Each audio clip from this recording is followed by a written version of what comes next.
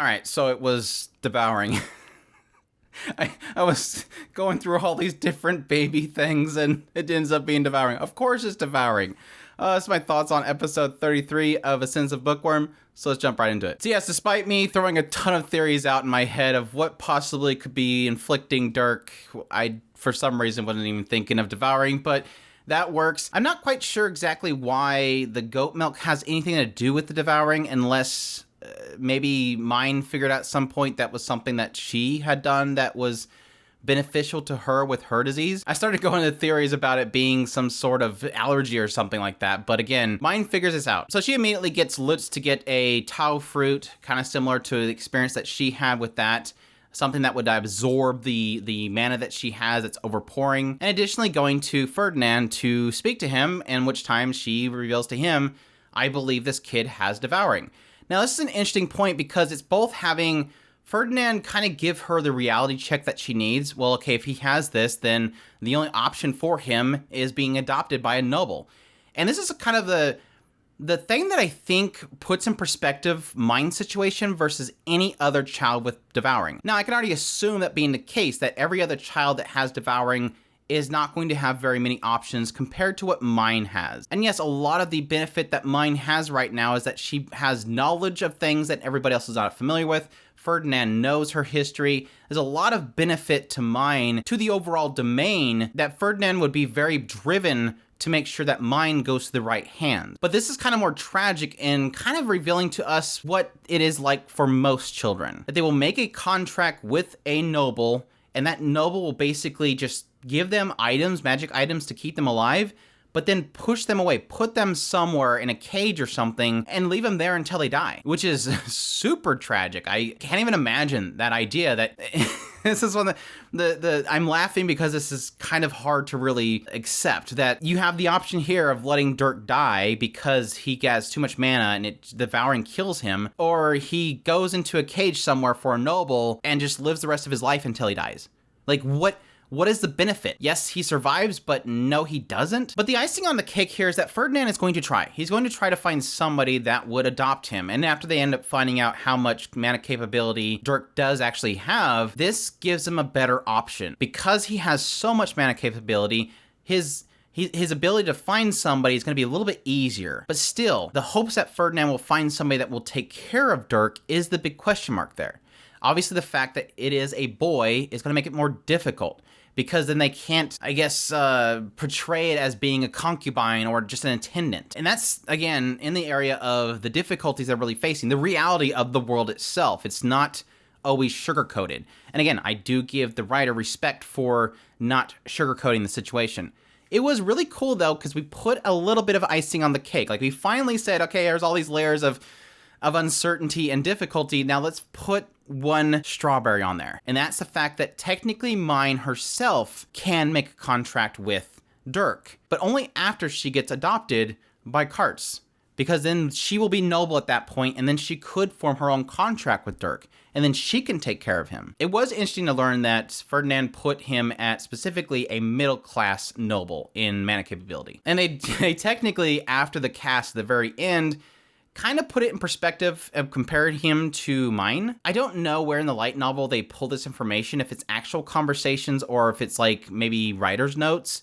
So I don't know that Ferdinand has a full grasp on the capability that Mine had when she was born. I would assume it's probably author notes, but it's essentially saying that Mine at her birth had less mana capability than Dirk. But at the point that her consciousness went into Mine, her mana capability being so compressed just shot up, like far beyond what Dirk is. And this has something to do with condensed mana. And it's something that apparently she's going to be taught when she does go to the Royal Academy. It's something they're all taught. It's just that she's going to be taught when she does go there. Which that'll be interesting once we get around to that. If we hopefully do with the adaptation, that we can start seeing what that all kind of entails. Additionally, they did talk a little bit about the idea of Dirk becoming similar to Mine. Well, why don't you just make him a blue robe just like me, where he offers up his mana and in return he becomes a blue robe. And he's like, well, who's going to pay for that?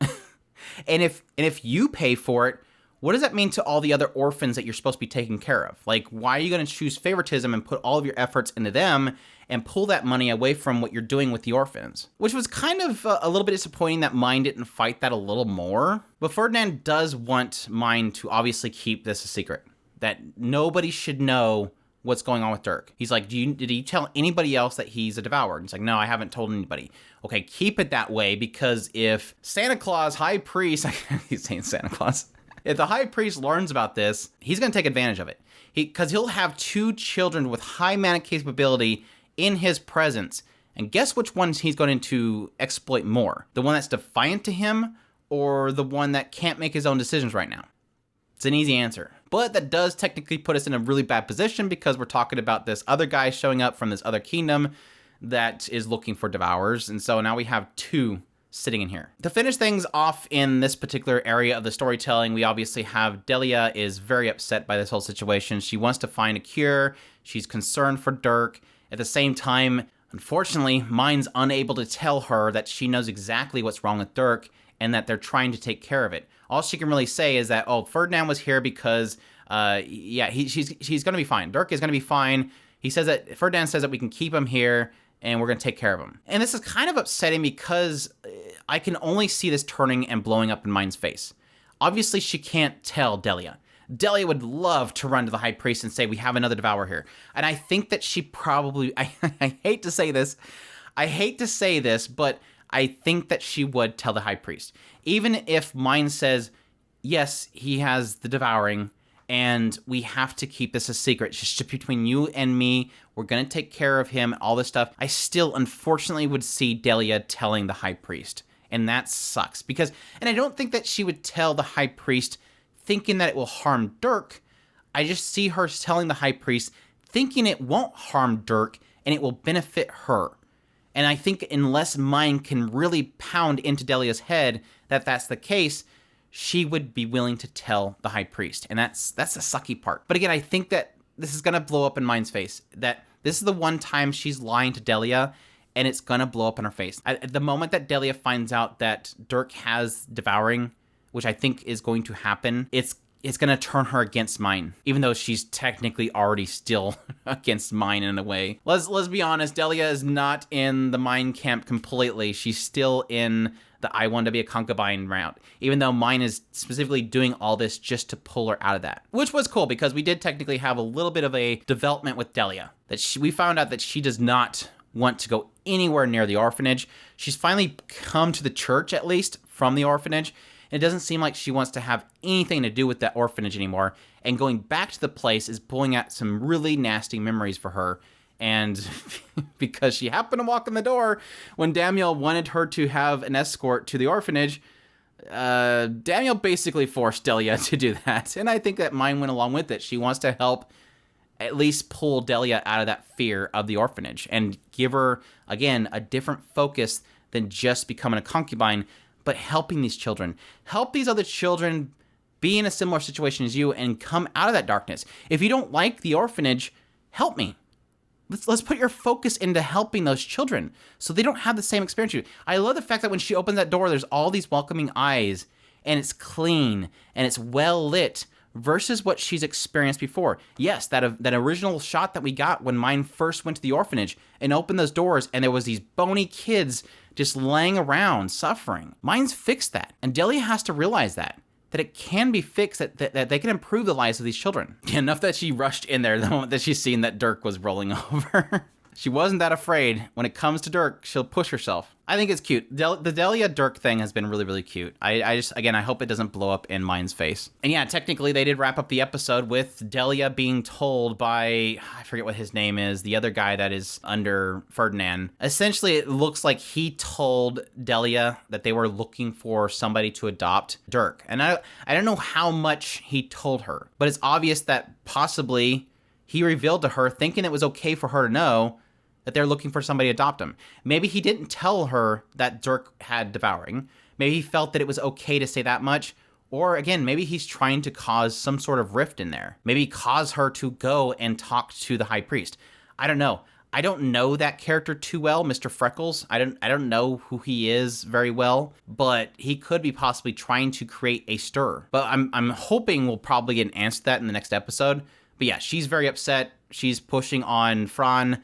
Is this true? Are you really trying to adopt him out? And again, I think that's going to push them to have to answer why they're trying to adopt him out. And again, I think that's going to go straight to the High Priest, unfortunately. And I think Mine's probably going to think that she knows Delia well enough that she's not going to tell the High Priest, and I think she is going to. The other side of this episode was really around the colors and trying to figure out why they're changing colors, and it looks like Mama came through. We had Mama, who's worked on fabrics and dyeing fabrics, and she has revealed to them that you can use a fixing agent to keep the stuff from changing colors. And I like that everybody was surprised. They're like, there's something that Mine doesn't know. Like, all the stuff that Mine knows, she doesn't know about the fixing agent thing. So it's kind of a surprise to everybody. But at any rate, fantastic episode. Again, I think a lot of my enjoyment of this episode is really around Delia and seeing the struggles that she has. Additionally, seeing more about contracts, kids with Devourings and their experiences with the nobles and all that kind of stuff. Again, kind of giving us a realization of how much better off Mine is to a lot of other people that face this kind of thing. But I hope you guys enjoyed this video. As always, if you did, hit that like button down below, comment, let me know what's the episode, subscribe if you have not already, share this video if you can, support us on Patreon. I'll throw a tips link in the description below. We definitely appreciate everybody that supports us, and y'all take care.